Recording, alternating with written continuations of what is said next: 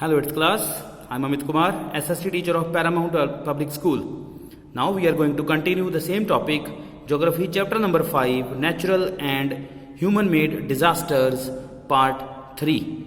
So up to now we have talked about 3 disasters. Now I'm going to start number 4, that is fires. Though fire is of immense importance to humans, इंसान के लिए बहुत महत्वपूर्ण है आग, but it can also be a major force of destruction when it spreads out of control. लेकिन ये उसी इंसान के लिए बहुत ज़्यादा विनाशकारी हो जाती है जब ये कंट्रोल से बाहर हो जाती है. Disasters caused by fire have natural and human causes. ये नेचुरल भी हो सकती है फायर और human cause, human negligence, carelessness की वजह से भी हो सकती है. Forest fires are also known as wild fires. जो जंगलों में आग लगती है उसको वाइल्ड फायर, जंगली आग भी कहा जाता है. The main natural cause of fire disasters is the extreme dryness. जब बहुत ज्यादा सूखा पड़ता है जंगल में स्पेशली, कॉज्ड बाय ड्रॉट, सूखा पड़ने की वजह से, ड्रॉट की वजह से काफ़ी चीज़ें जो सूख जाती हैं, पेड़ पौधे, तो आग लगने का चांसेस हो सकते हैं.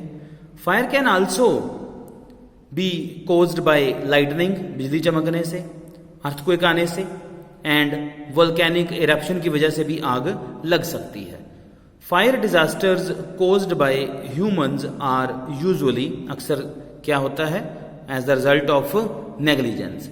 इंसानों की वजह से जो आग लगती है वो उनकी नेग्लिजेंस, केयरलेसनेस की वजह से होता है. And now what are the effects of these fires? Forest fires destroy the natural habitats. जो नेचुरल हैबिटेट है, कुदरती जो घर है पेड़ पौधों का, जानवरों का, वो बुरी तरह से बर्बाद हो जाता है. Forest fires can damage the environment. वातावरण बहुत ज़्यादा दूषित हो जाता है. As air is contaminated by the smoke. It causes loss of life and serious injuries. बहुत सारे लोग मर जाते हैं, बहुत सारे लोग बहुत ज़्यादा घायल हो जाते हैं. It can severely damage property, documents etcetera. बहुत ज़्यादा जायदाद का नुकसान होता है. डॉक्यूमेंट्स जो काफ़ी इंपॉर्टेंट होते हैं वो भी इस आग में जल जाते हैं.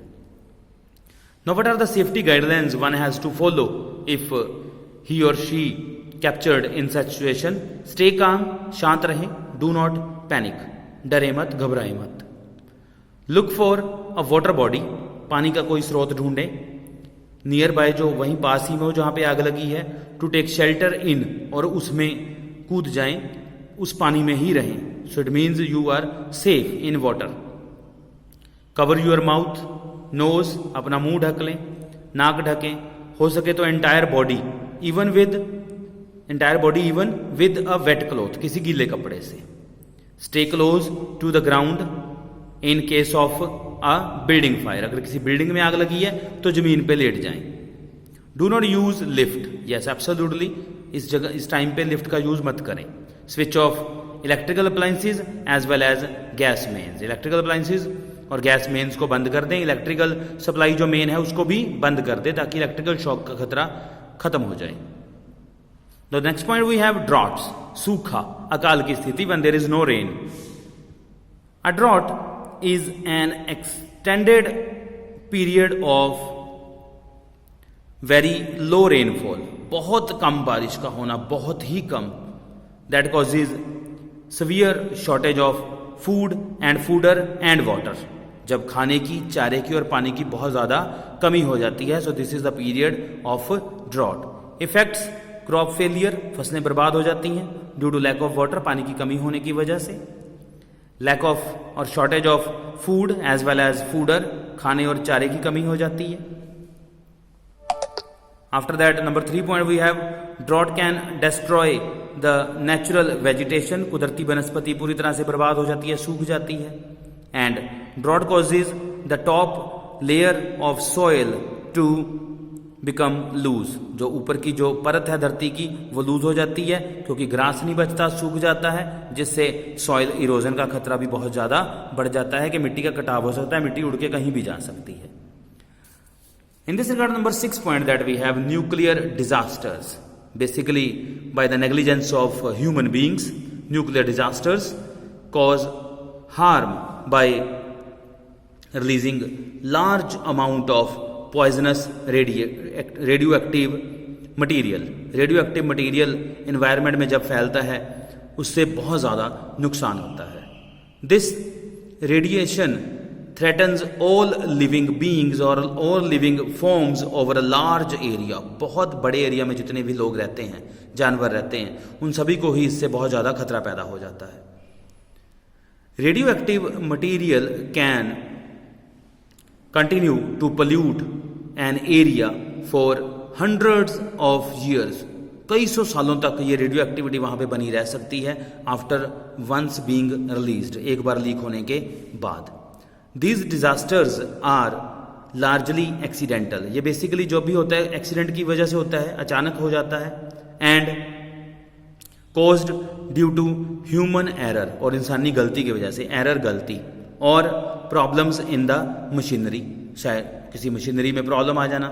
सच as melt down of the core, जो कोर होती है न्यूक्लियर रिएक्टर में वो मेल्ट हो जाती है पूरी तरह से. Melt down of the core reactor in nuclear facilities, जो न्यूक्लियर फैसिलिटीज में लगी हुई होती है वो मेल्ट हो जाती है, जिससे ये मशीनरी फेल हुई और जो न्यूक्लियर डिजास्टर है वो हैपेंड हो गया, वहां पे हैपनिंग हो गई उसकी. So the worst nuclear disaster in human history was the Chernobyl disaster. जिस चेरनोबिल डिजास्टर जो था अब तक का ह्यूमन हिस्ट्री का सबसे बड़ा डिजास्टर था of 1986. And with that these disasters can also be caused intentionally. कई बार ये जानबूझ के, इंटेंशनली जानबूझ के भी ऐसे डिजास्टर्स किए जाते हैं, like occasionally used in wars, जब भी युद्धों का टाइम आता है. In 1945, as I told you during online class also, USA dropped atomic bombs on Hiroshima, on the cities of Hiroshima and Nagasaki. Hiroshima और नागासाकी के दो शहरों पे, जापान के दो शहरों पे, हिरोशिमा और Nagasaki. 6 August 1945 Hiroshima and 9 August 1945 in Nagasaki, Japan के दो शहरों पे बम जो हैं वो गिराए थे, atomic bomb. The cities were wiped out, thousands died. पूरी तरह ये दोनों शहर बर्बाद हो गए थे, हजारों लोग मारे गए थे. What are the effects of such things on anyone's life? Large amounts of heat are released. बहुत ज़्यादा मात्रा में हीट रिलीज होती है इस टाइम पे ड्यूरिंग अ न्यूक्लियर डिजास्टर, जब न्यूक्लियर डिजास्टर होता है. Radiation can trigger skin rashes. Radiation फैलने से हमें स्किन रैशेस हो सकती है, कोमा में जा सकता है इंसान, कैंसर हो सकता है, इवन डेथ भी हो सकती है. Radiation contaminants air, land and water, जिससे पूरी तरह दूषित हो जाती है हवा, धरती और पानी.